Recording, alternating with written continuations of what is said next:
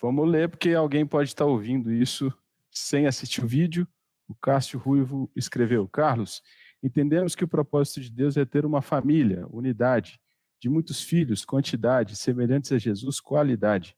Como você define esses três aspectos na igreja dos dias atuais? Bom, na verdade, assim, né?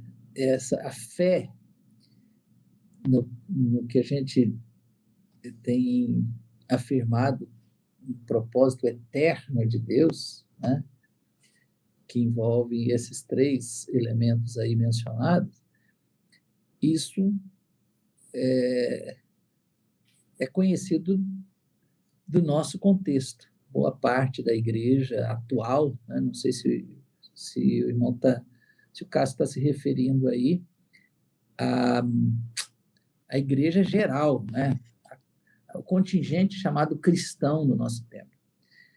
Porque a gente percebe que a igreja do nosso tempo, a maioria, né, do contingente cristão, eles não entendem claramente o que é o propósito eterno de Deus e, em decorrência disso, ficam sem direção. Porque sabe, se a gente não se a gente sabe o que é o propósito, a gente caminha em direção a ele. Mas se não sabe, você anda em círculo, tá? Eu costumo dizer o seguinte: uma pessoa que vai caminhando, fazendo numa trilha no meio de uma floresta, e o alvo dela é chegar a determinada montanha que ela está vendo, que ela tem contato visual com aquela montanha, ela não dificilmente se perde, porque ela pode passar por vale, pode daqui a pouco ela não conseguir ver mais a montanha, ela sobe numa árvore e opa, é para lá que eu tenho que ir. E ela pode ir até devagar, mas está tendo progresso, porque está indo na direção certa, porque ela entende para onde está indo. Mas, infelizmente, isso não é a realidade da igreja no seu contingente total, né? A gente sabe que o contingente chamado cristão vive mais de programas, né? Uma coisa muito desconexa, sem saber isso, sem definição do propósito, também não tem uma definição da estratégia, e se faz muita coisa interessante, né? Eu me lembro uma frase que eu ouvi que foi muito importante para mim lá na minha juventude, de um homem que era um missionário conhecido na época. Ele diz, ele estava questionando a maneira que a gente estava avaliando o crescimento do reino de Deus. E ele fez uma pergunta: como é que vocês estão avaliando o progresso do reino de Deus? Estão avaliando por meio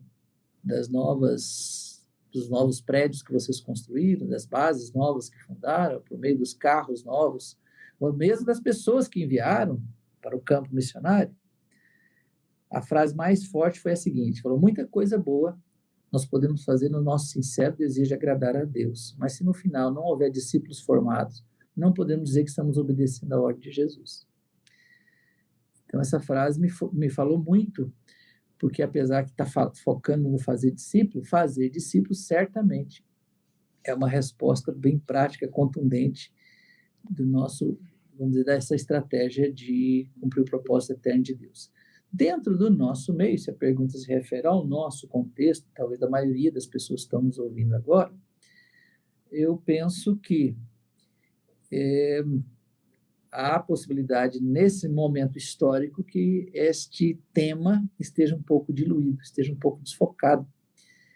Eu acho que a gente precisa, nesse momento, revisar mesmo essa questão dos três aspectos aí, né? Deus quer uma família, a unidade, a multiplicação, não é? E a qualidade, né? E, às vezes, o que a gente...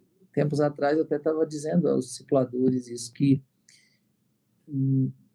muitas vezes nós podemos estar andando numa pista asfaltada, que está bem pavimentada, mas às vezes precisa pintar de novo as faixas, né?